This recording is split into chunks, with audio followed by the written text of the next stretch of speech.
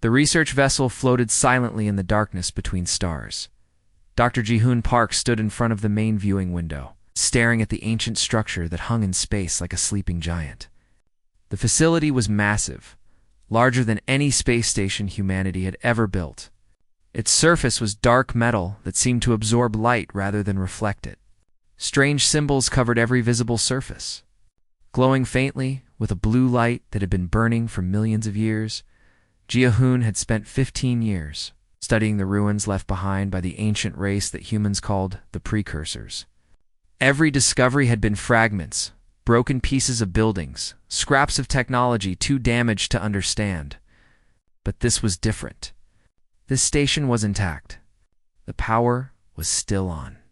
Somewhere inside that structure were answers to questions humanity had been asking since they first looked up at the stars. Captain Minji Choi walked up beside him. She was younger than Ji-hoon, but had the calm confidence of someone who had spent half her life in deep space. Her short hair was practical, cut close to her head, and her uniform was perfectly pressed, despite being 3 months into their journey. "The scan is complete," Minji said. "The structure is stable.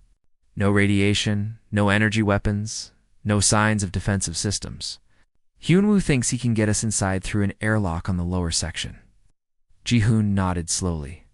Hyunwoo Kim was their linguistics expert. He's barely 28 years old, but already famous for cracking 2 different precursor writing systems. The young man had an unusual talent for seeing patterns where others saw only random symbols. He was also reckless, which worried Ji-hoon constantly. "Tell him to be careful," Ji-hoon said. "We don't know why this place was abandoned. There could be security systems we can't detect." Minji smiled slightly. "I've told him that 6 times already. He says being careful is what old people do." "I'm only 47, Ji-hoon protested. "Hoon, that's ancient," Minji replied, then headed back to the bridge. 4 hours later, Ji-hoon stood inside the alien station wearing a full pressure suit. Even though sensors showed the atmosphere was breathable, trust was something you earned slowly in deep space.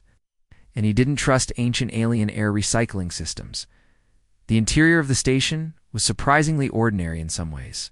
There were corridors, rooms, storage areas, but everything was built at the wrong scale. Doorways were 8 feet tall. Chairs had 3 legs arranged in a triangle. Tables were curved in ways that made no sense for human bodies. The precursors had been different from humans in fundamental ways. Dr. Somin Lee knelt beside what looked like a control panel, running her scanner over the surface. Salman was their biologist, an expert in ancient DNA and evolutionary patterns. She had joined the expedition hoping to find samples of precursor genetic material. So far, they had found nothing. It was as if the precursors had deliberately cleaned up after themselves before leaving. "This panel is still active," Salman said, her voice crackling through the suit radio. "I'm reading power flow, data transmission, everything. It's like they just stepped out for lunch and never came back." Hyunwoo was already 20 feet down the corridor, his scanner painting the walls with blue light. "I found something," he called out. "Big room ahead. Lots of equipment. And I think I found their computer core." Ji-hoon and Minji exchanged glances. They followed Hanwoo deeper into the station, through corridors that curved in spirals instead of straight lines. The walls were covered in those glowing symbols, arranged in patterns that seemed almost like poetry. The room Hyunwoo had found was enormous. The ceiling stretched up so high, it disappeared into darkness. The walls were lined with crystalline structures that pulsed with soft light. In the center of the room stood a pillar of pure white material that hummed with barely audible energy. "It's a data archive," Hyunwoo said, his voice filled with excitement. "And it's still running. Do you understand what this means? Everything the precursors knew could be stored in here. Their history, their science, their reasons for leaving, everything." Ji-hoon felt his heart racing. This was what every xenorchaeologist dreamed of finding. But he forced himself to stay calm. "Can you access it?" Hyunwoo was already working, his fingers dancing over a portable interface he had designed himself. "The basic protocols are similar to the other precursor sites we've studied. I can't read everything yet, but I can pull up directory listings. Give me a few minutes." Those few minutes stretched into hours. The team set up portable lights and equipment. Soman collected samples from every surface, hoping to find traces of biological material. Mingi established a direct link back to their ship, preparing to transmit whatever data they found. And Ji-hoon watched Hyun-woo work, translating alien symbols into meaning. "I'm in," Hyun-woo finally announced. The database is organized by planetary systems. Thousands of them. Maybe tens of thousands. Each entry has survey data, biological profiles, timeline information. He paused, his face going pale even through the helmet of his suit. They seeded all these worlds. The precursors created life on thousands of planets across the galaxy. The implications crashed over Ji-hoon like a wave. The precursors hadn't just visited worlds and left ruins. They had deliberately created life, planted the seeds of evolution, then moved on. How many alien species existed in the galaxy that owed their existence to precursor intervention? "Can you find Earth?" Minji asked quietly. Hyun-woo's fingers moved across his interface. "Searching. The database uses a stellar coordinate system, but I think I can translate it to our maps. Looking for a yellow star with 8 planets, one with a large moon?" His eyes went wide. "Found it. Project designation 7731. Planet named Terra. Seeding date is listed as 3.2 million years ago. Genetic templates were deployed for maximum biodiversity. Projected timeline for intelligent life emergence was between 50,000 and 200,000 years after seeding." "That matches human evolution perfectly," Salman whispered. "We evolved exactly when they predicted." Hyun-woo scrolled through more data. Then he stopped. His hands froze over the controls. "There's a status marker on Earth's entry.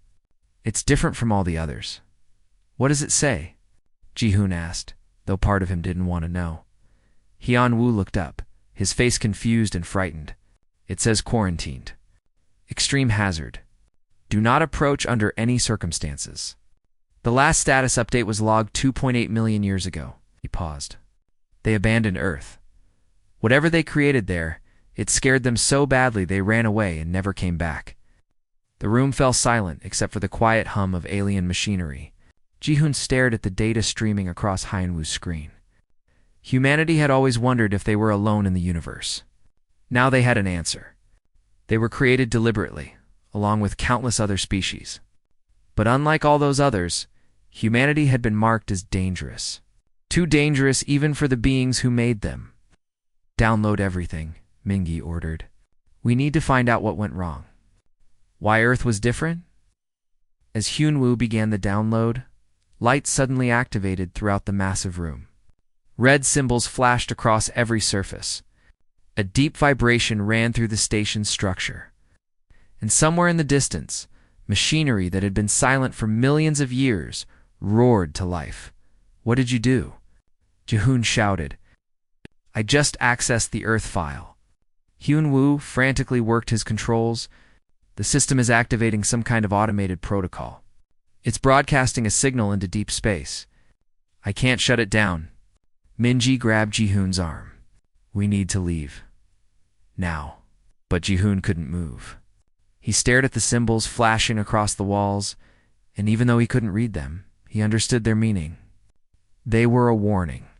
A beacon that had waited millions of years to be triggered, and now that beacon was announcing to the entire galaxy that someone had finally gone to Earth and survived. That the dangerous experiment was still alive. Still growing, still spreading into space. The precursors had marked Earth as too dangerous to approach. Now, humanity had just told the universe exactly where that danger could be found. The research station orbiting Mars was not designed for comfort. It was built for function, a ring of metal and ceramic spinning slowly to create artificial gravity. 300 scientists lived and worked in its cramped corridors, studying everything from asteroid mining to deep space communications. Now, those corridors buzzed with tension and excitement that made the recycled air feel even thinner than usual. Admiral Taeyong Shin stood in the observation deck, looking down at Mars's rust-colored surface. He was a tall man with gray hair cut military short and eyes that had seen too many things go wrong. Behind him, Dr. Ji-hoon and his team were presenting their findings to a room full of officials, scientists, and military advisors. Taeyong had heard the preliminary reports, but he wanted to observe the reactions of others before making his own decisions. The presentation room was packed. Dr. Young-Soo Kong, one of Earth's leading experts on cognitive evolution, sat in the front row taking notes on a tablet. Gyuan Nam from Intelligence stood near the back wall, her expression carefully neutral. Everyone else sat or stood wherever they could find space, all eyes fixed on the large display screen where Hunwoo was showing translated precursor documents. The precursors were systematic, Hunwoo explained, his voice steady despite the attention. They spent millions of years traveling the galaxy, seeding worlds with carefully designed organisms. Not randomly, but with specific templates that would evolve along predictable paths. They were genetic architects working on a scale we can barely imagine. The screen showed a diagram of a DNA helix, but it was more complex than any human genome. Colors and symbols marked specific sequences. Every species they created shared common base code. Think of it like a programming language. They would take this foundation and modify it based on the planet's environment. Atmospheric composition, gravity, and radiation levels. Then they would introduce these organisms and wait for evolution to do its work. Dr. Soman stepped forward. As a biologist, this was her area. We've identified genetic markers in hundreds of different alien species from across the galaxy. All of them share these common sequences. The precursors weren't just guiding evolution. They were guaranteeing specific outcomes. What kind of outcomes? Someone asked from the crowd, so Min brought up another display, this one showing psychological profiles and social structures. Intelligence was always the goal, but not just any intelligence. The precursors designed species that would naturally cooperate, that would build peaceful civilizations, that would value stability over rapid change. Every successful species they created followed this pattern. Low aggression, high empathy, strong social bonds, and an instinctive preference for harmony. The room was silent. Everyone understood what was coming next. Ji-hoon took over the presentation. Earth was supposed to be their masterpiece, a world with exceptional biodiversity, complex ecosystems, and environmental conditions that would produce their most advanced species yet. They deployed their genetic templates 3.2 million years ago and began monitoring the planet's development. The screen showed Earth from space, blue and green and beautiful. Then it showed a timeline, genetic changes tracked across millions of years. For the first 200,000 years, everything proceeded normally. Life evolved according to their predictions. Then something happened. Hyun-woo pulled up a precursor report, the symbols slowly translating into human language as his program processed them. A cosmic event. We think it was a gamma-ray burst from a nearby stellar collapse, or possibly intense solar flare activity. The radiation bombarded Earth during a critical period in evolutionary development. It caused mutations in the template organisms. Dr. Young-Soo leaned forward, his analytical mind already working through the implications. Mutations happen all the time in evolution. Why was this different? Because it corrupted the core programming, Solomon answered. The genetic sequences that were supposed to guarantee peaceful, cooperative behavior were damaged. But the sequences that controlled intelligence and adaptability remained intact. Earth's evolutionary path went in a direction the precursors never intended and had never seen before. The screen now showed early human ancestors. Primitive tools, fire, evidence of both cooperation and violence. We evolved intelligence without the built-in limitations. Human beings are just as smart as any precursor-designed species, maybe smarter. But we didn't inherit their instinctive preference for peace. Instead, we got something else. Aggression, Admiral Taeyong said quietly from his position by the window. Ji-hoon nodded. Aggression. Yes. But that's not the whole story. We also got creativity on a level the precursors never anticipated. We got the ability to adapt to any environment, to survive any challenge. We got stubbornness, determination, and the willingness to try things that have never been tried before. The precursors designed species that would follow careful, predictable paths. They accidentally created a species that refuses to follow any path they don't choose for themselves. Hyun-woo brought up more precursor reports. These ones were marked with symbols that clearly indicated alarm. They monitored Earth for another 500,000 years after the mutation event. Their notes show increasing concern. Early humans were tool makers, problem solvers, and survivors in ways that exceeded all their projections. But humans were also warriors, conquerors, and creators of weapons. The translations scrolled across the screen. Even filtered through alien language and millions of years, the fear was obvious. One passage read, "Species 7731 demonstrates unprecedented adaptive capability. When faced with environmental pressures, they modify their environment rather than accepting limitations. When faced with predators, they hunt the predators to extinction. When faced with scarcity, they invent new technologies rather than reduce population. This pattern suggests infinite expansion potential with no natural limiting factors." Another passage was even more direct. They create art from their suffering. They forge bonds through shared conflict. They advance their civilization through competition and warfare. Every mechanism we designed to ensure peaceful development has inverted. This species embodies creative destruction. Gi-won spoke up from the back of the room. What did they decide to do? Ji-hoon pulled up the final report dated 2.8 million years ago. They debated sterilizing Earth. Some precursors argued it was necessary, but others believed that would violate their own principles. They had never destroyed one of their experiments before. In the end, they chose a middle path.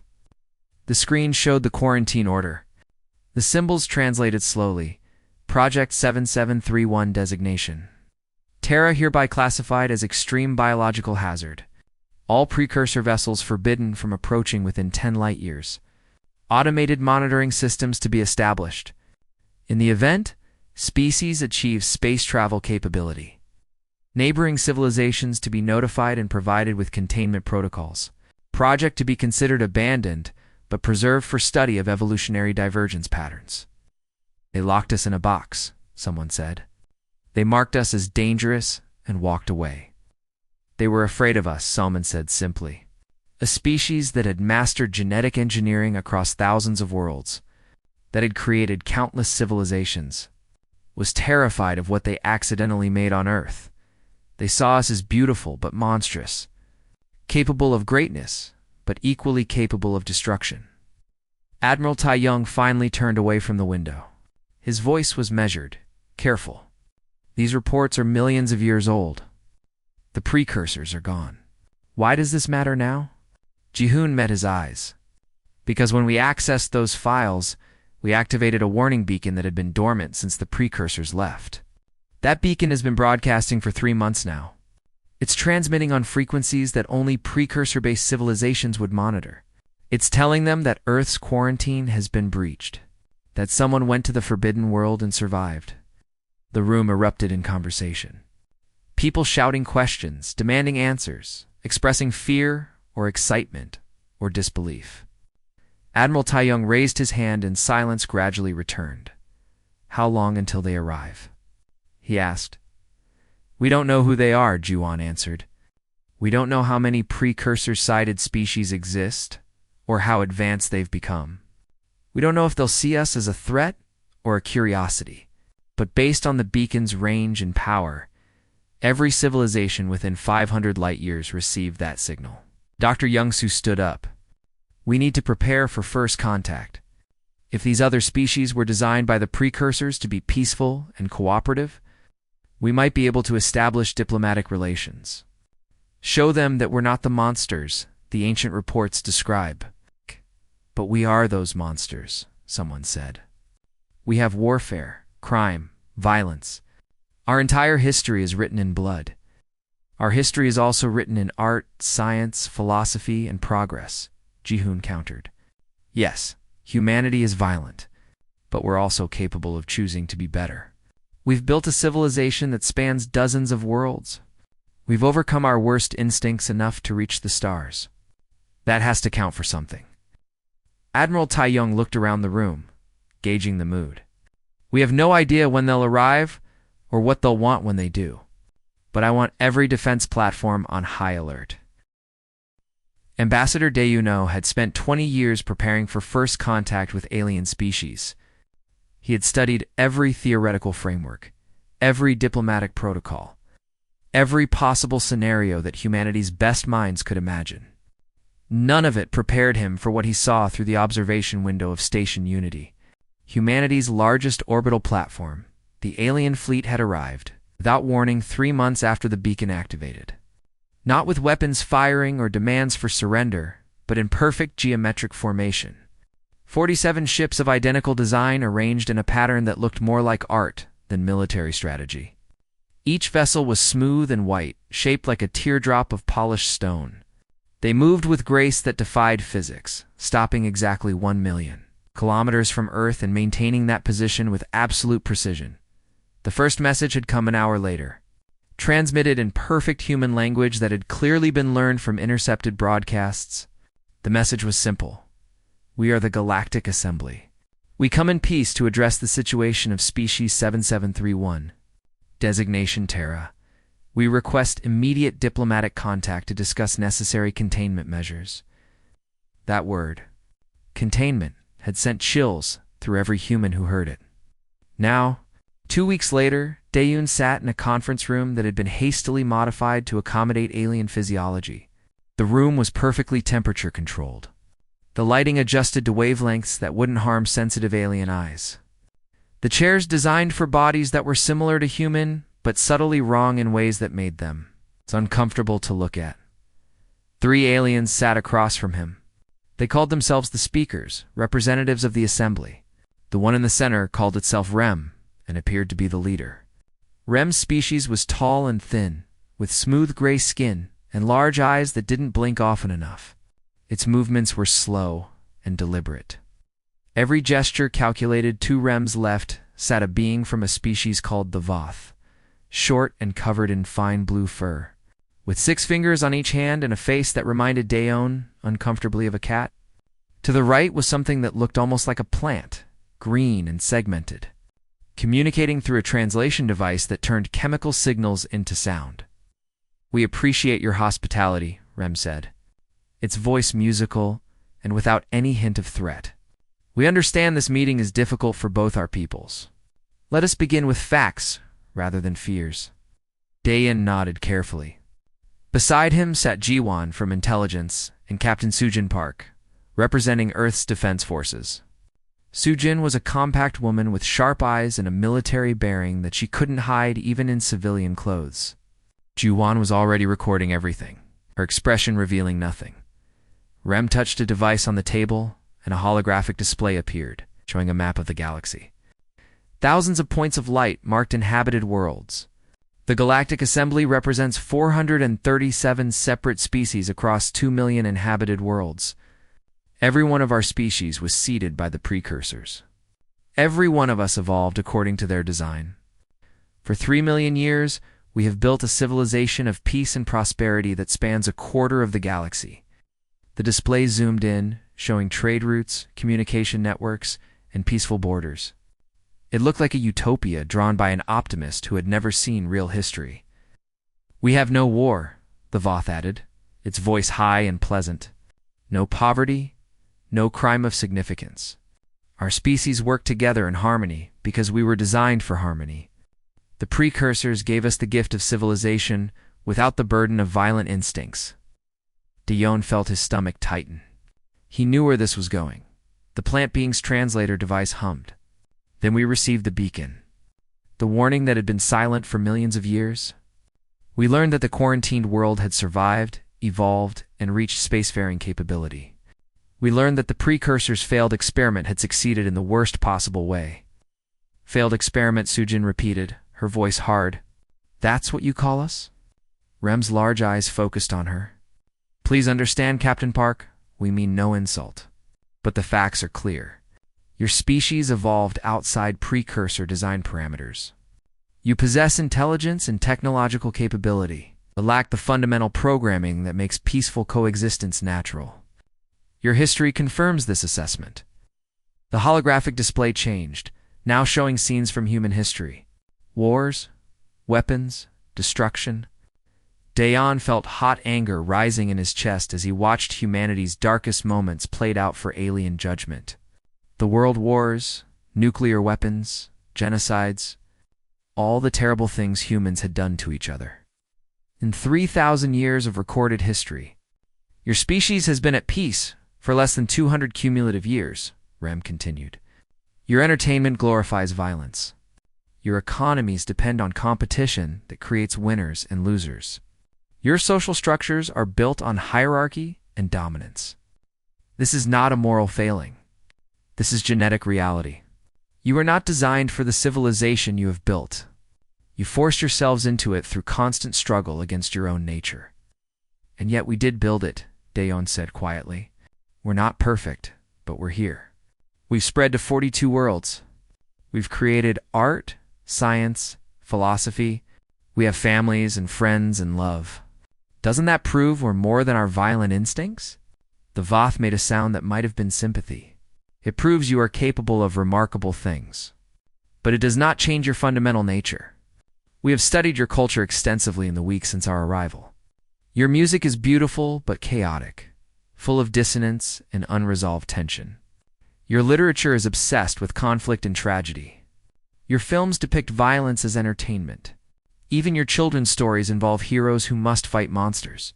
'Cause we understand that life involves struggle, Giwan said. We don't pretend otherwise. Precisely, Rem agreed. And that is why we must enforce the quarantine. Not as punishment, but as necessity.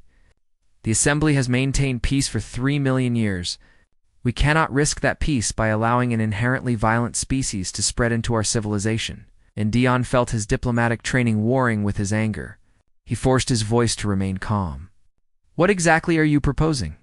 The holographic display changed again, showing Earth and its colony world surrounded by a red boundary. Humanity will be restricted to your current territory. 42 worlds, sufficient for your population and expansion needs for the next 10,000 years. We will establish monitoring stations at the boundary. No human vessel will be permitted to cross without Assembly approval. In exchange, we will share certain technologies, provide scientific knowledge, and maintain peaceful relations. You want to cage us, Sujin said flatly. We want to protect both our peoples, the plant being responded. If humanity attempts to expand beyond the quarantine zone, we will be forced to respond with containment measures. We do not wish for conflict. But we cannot allow an unpredictable, violent species to threaten the peace of the galaxy. Dayon looked at Juan, then at Sujin. He could see the anger in their eyes, the same anger he felt. But he also saw the alien fleet outside the window. 47 ships representing a civilization that had mastered space travel millions of years before humanity discovered fire. We need time to present this to our government, Dayon said carefully. This is not a decision one ambassador can make. Of course, Rem said graciously. We will give you 1 month to consider our terms. We hope you understand that we truly wish for peace. The Assembly bears humanity no ill will. We simply cannot ignore 3 million years of precursor warnings and your own history of violence. The meeting ended with polite formalities that felt hollow. As the aliens departed, Dayoon stood at the window watching their shuttle return to the fleet. Each ship in that formation represented technology and capability far beyond anything humanity possessed. They're terrified of us, Juan said quietly. They should be, Sujin replied, her voice cold. They've built their whole civilization on genetic programming. They've never had to overcome anything, never had to fight for peace. They were given it as a gift from the precursors. We had to earn every bit of progress we've made. That won't matter if they decide to enforce their quarantine by force, Dayoon said. We need to find a way to prove we're not the monsters they think we are. Or prove that their definition of monster is wrong, Guan added. On the outer rim of human space, Captain Sujin's counterpart, Commander Koinwu Li, was dealing with a more immediate problem. He stood in the small command center of Haven's Rest, a frontier colony with barely 5,000 inhabitants. The colony was young, only 10 years old, built on a world with rich mineral deposits and decent agricultural potential. Now, It was cut off from the rest of humanity by an alien blockade. The supply ship from Earth was turned back at the boundary, his communications officer reported. The alien vessels were polite but absolute. Nothing passes without assembly approval. Koinwu studied the resource reports. Haven's Rest was self-sufficient for food and water. But they depended on regular shipments for medicine, replacement parts, and advanced technology. They could survive for 6 months, maybe a year if they rationed carefully. Send a message to Earth, Koinwu ordered. The emergency call came at 3 in the morning, station time. Dr. Borum Choi was already awake, unable to sleep because of the tension that had gripped Haven's Rest for the past month. The colony had been under blockade for 37 days now, and people were starting to understand what that really meant. Not immediate danger, but slow strangulation as supplies dwindled and no help could arrive. She reached for her communicator. Dr. Choi here? We have a situation at the northern settlement, the voice on the other end said. It was Koinwu, and he sounded tired. 3 people came down with fever and respiratory distress. Now it's 7. Now it's 12. Borum, I think we have a plague. Borum was already pulling on clothes. I'll be there in 20 minutes. Isolate the infected and anyone who had contact with them. Full quarantine procedures. The northern settlement was a mining outpost, home to 200 colonists who worked the richest deposits. By the time Borum arrived, the number of infected had reached 24. She moved through the makeshift medical facility, examining patients, taking samples, watching with growing dread as the pattern emerged. It was a respiratory infection. It's highly contagious, hitting fast and hard. Fever, difficulty breathing, fluid in the lungs. Healthy adults were going from first symptoms to critical condition in less than 8 hours.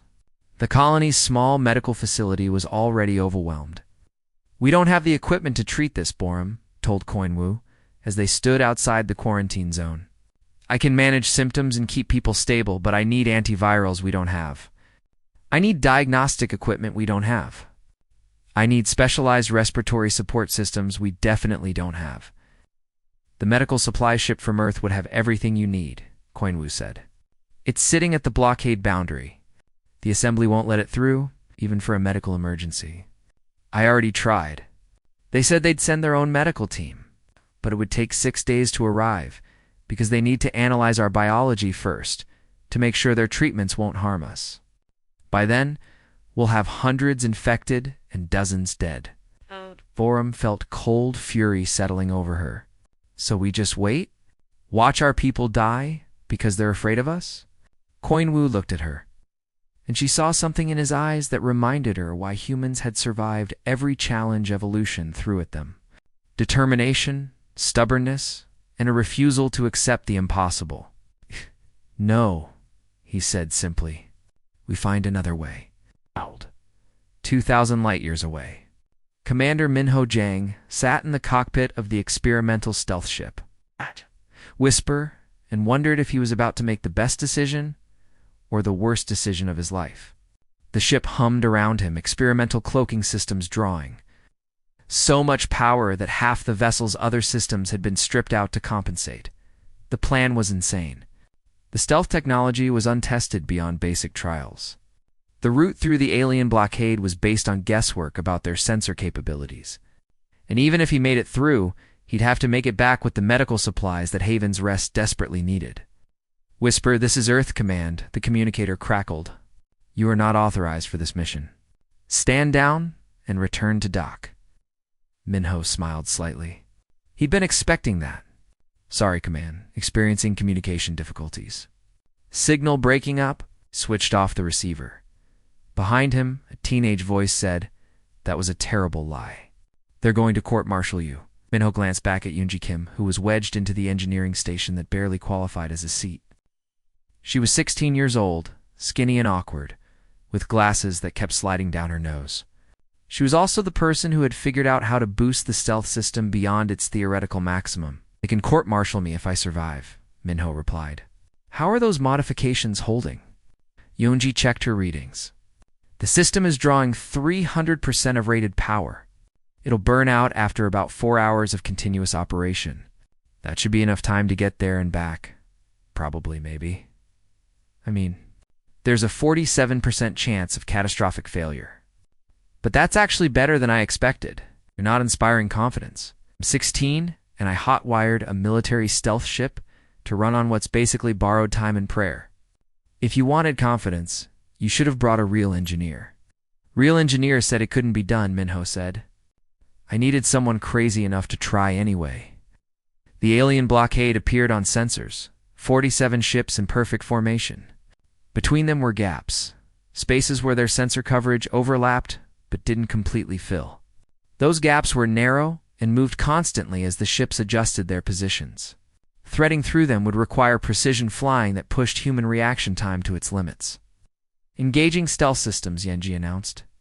We're about to find out if my math is better than alien technology.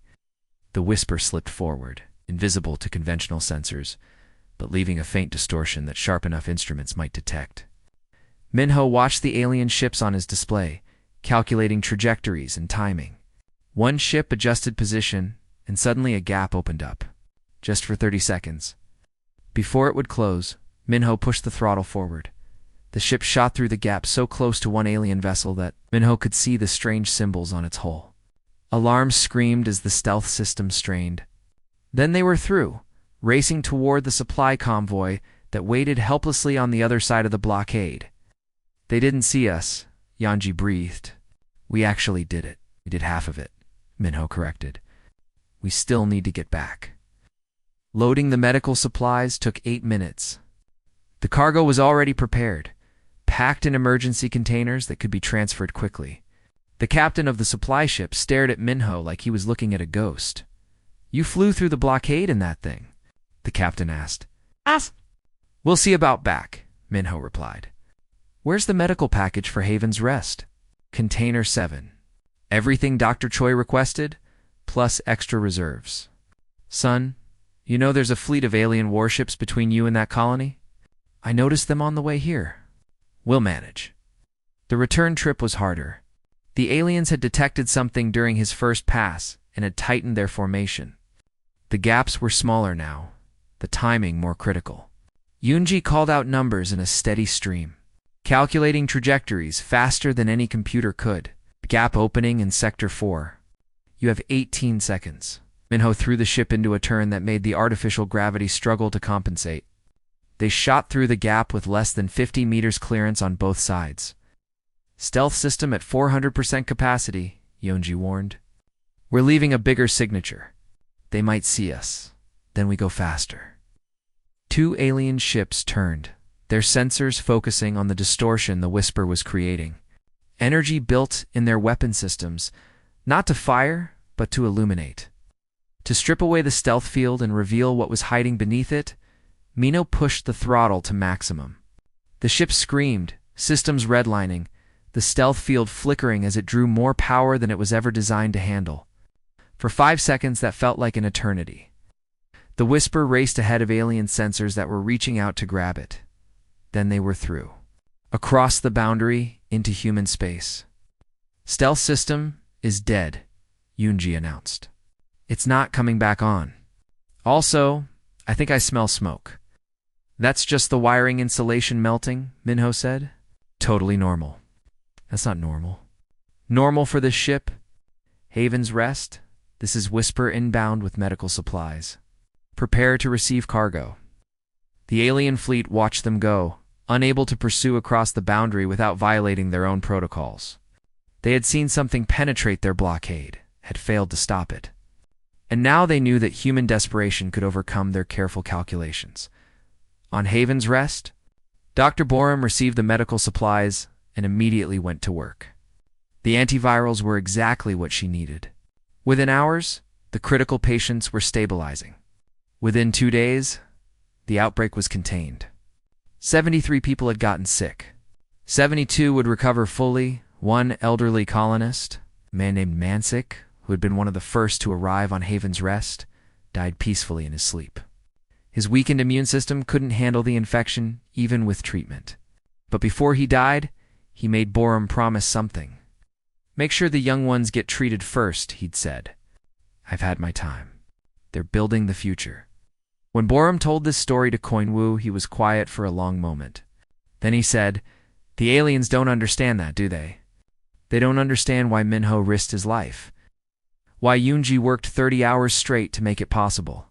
Why Mansik chose to wait for treatment. They've never had to make those choices. They think our violence makes us dangerous," Borum replied. "But our violence comes from the same place as our compassion. We're dangerous because we care enough to take risks, to break rules, to do impossible things when people we love are in danger."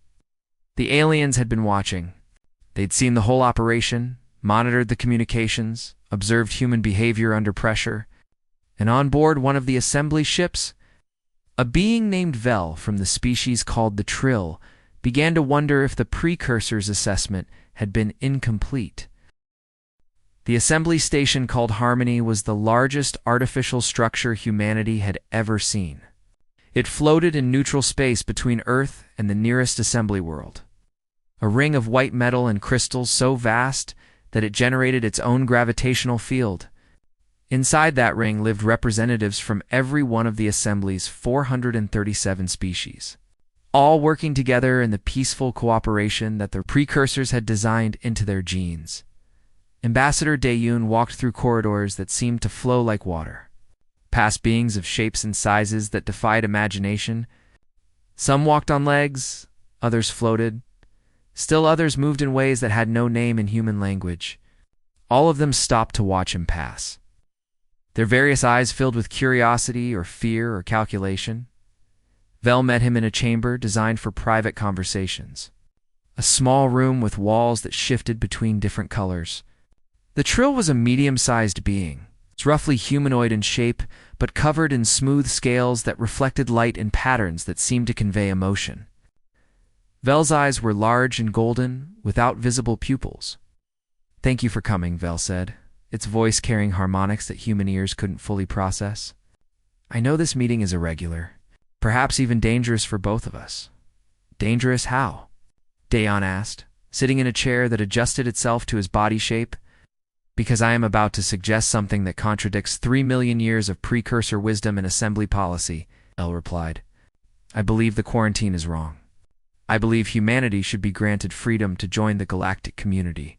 Daeon felt hope surge in his chest, but forced himself to remain calm. "What changed your mind?" Vel's scales flickered through several colors. "The incident at Haven's Rest. We watched Commander Minho risk his life to deliver medicine to strangers. We watched Yunji, barely more than a child, work until she collapsed to make the impossible possible. We watched Dr. Borum save everyone she could, and we watched colonist Mansik choose to die so others might live." Vel paused. "These actions make no sense within precursor design psychology. They are statistically irrational, individually costly, and yet your species performs them constantly." "We take care of each other," Daeon said simply, "even when it's hard. Especially when it's hard. That is what I'm beginning to understand. The precursors designed us to be peaceful through genetic programming. We do not have war because we cannot conceive of war. We cooperate because our brains are structured to find cooperation naturally rewarding. We are not peaceful by choice. We are peaceful because we were made with no other option." Vel moved closer, its scales now showing patterns of deep blue. "But humans choose peace. You are capable of violence, perhaps more capable than any species in the galaxy. Yet you build societies that value cooperation. You feel anger but choose forgiveness. You experience fear but act with courage. Everything good about humanity exists because you chose it, not because you were programmed for it." "The High Speaker doesn't see it that way," Daeon said carefully. "Rem believes our capacity for violence makes us too dangerous to exist alongside assembly species, which is why I asked you here. The assembly convenes in 3 days to vote on the permanent quarantine. One can convince some species to vote against it, but not enough. You need to change minds, and to do that, you need to present humanity not as we expect, but as you truly are." Daeyun met with his team that night in their quarters on Harmony Station. Giwan was there, along with General Gina Bay, Earth's top military strategist, and Dr. Chelsoo Han, a philosopher who had spent his life studying ethics and human nature. They sat around a small table, drinking coffee that had been synthesized by alien technology and didn't quite taste right. Vel is offering us a chance, Dayan said. One presentation before the full assembly. 3 days to prepare something that will change minds that have been made up for 3 million years. We should demonstrate our military capabilities, General Gina said immediately. She was a compact woman with iron-gray hair and eyes that had seen combat. Show them we could break the blockade by force if we wanted to, but that we're choosing diplomacy. Strength commands respect. It would also confirm every fear they have about us, Giwan countered. They already think we're violent. Showing them our weapons will just convince them they're right to cage us. What about our achievements? Chelsu suggested. He was an older man with gentle eyes and hands that gestured constantly as he spoke. Our art, our science, our philosophy. Show them the beauty of human culture. They've already seen our culture, Dayan replied.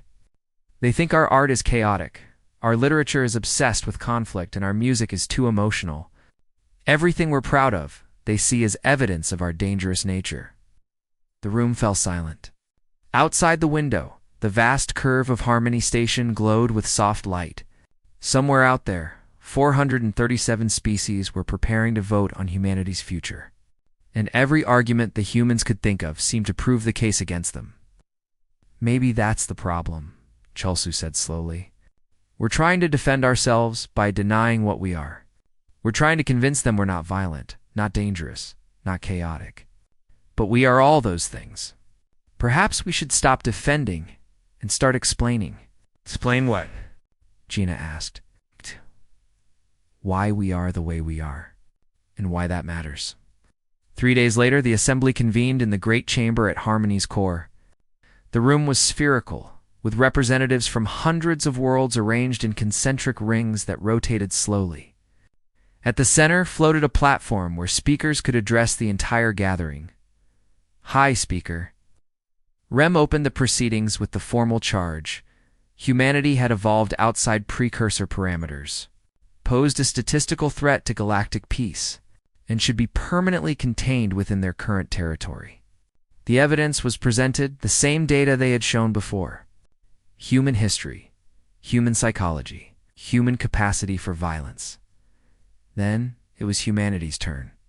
Dayan walked to the center platform alone. No guards, no advisors, just one human standing before the collective judgment of the galaxy. The platform lifted him up where every being in that vast chamber could see him clearly. 3 million years ago, Dayan began. His voice carried by technology to every listener. The precursors looked at Earth and saw something that terrified them. They saw a species evolving without the safety mechanisms they had built into every other form of intelligent life. They saw beings capable of tremendous violence, and they decided those beings were too dangerous to exist alongside their other creations. He paused, letting that sink in. They were right, a murmur ran through the chamber. This was not the defense they had expected. Humans are dangerous. We are violent, aggressive, and unpredictable. Our history is filled with wars, atrocities, and cruelties that I'm sure horrify all of you. We have done terrible things to each other and to our own world. We have built weapons capable of destroying planets. We have created philosophies that justify genocide. We have hurt, killed, and destroyed on scales that your peaceful civilizations have never imagined. Dayan looked around the chamber, meeting alien eyes in all their various forms. You were designed by the precursors to be perfect. They gave you intelligence without aggression, cooperation without competition, peace without the possibility of war. You are everything they intended to create, and it is beautiful. Your civilization is ancient, stable, and harmonious in ways that humanity may never achieve. He took a breath, but you never had to choose any of it. The chamber was silent now, every being listening. You were peaceful because you were made unable to be anything else. You cooperate because conflict is genetically painful for you. You build stable societies because change feels wrong at a fundamental level. You are not good because you chose good. You simply cannot conceive of choosing anything else. Dayan's voice grew stronger. Humans are different. We feel anger, hatred, fear, jealousy, We are capable of terrible violence. Every dark impulse you were designed to lack, we possess in full measure. But we also possess something you don't have. We possess choice. He pulled up a holographic display, showing human history not as a timeline of wars, but as a pattern of choices. Every peace treaty humanity has signed was a choice to stop fighting when we could have continued. Every law against violence was a choice to restrain ourselves when restraint was difficult. Every act of forgiveness was a choice to overcome hatred when hatred would have been easier. The display showed moments of human courage, compassion, and sacrifice. Not edited to hide the darkness, but showing both the darkness and the light that emerged from it. We chose to outlaw slavery when it was economically profitable. We chose to establish rights for those weaker than ourselves when we could have simply taken advantage of them. We chose to build democratic systems when autocracy would have been simpler. We chose to develop medicine to save lives when we could have let the weak die. We chose to create art that explores suffering because we believe understanding pain makes us better. Dayon looked directly at High Speaker Rem. You ask why we should be trusted in the galactic community? I cannot promise we will never make mistakes. I cannot promise we will always choose correctly. But I can promise that every good thing humanity has built, we built by choosing to be better than our instincts told us to.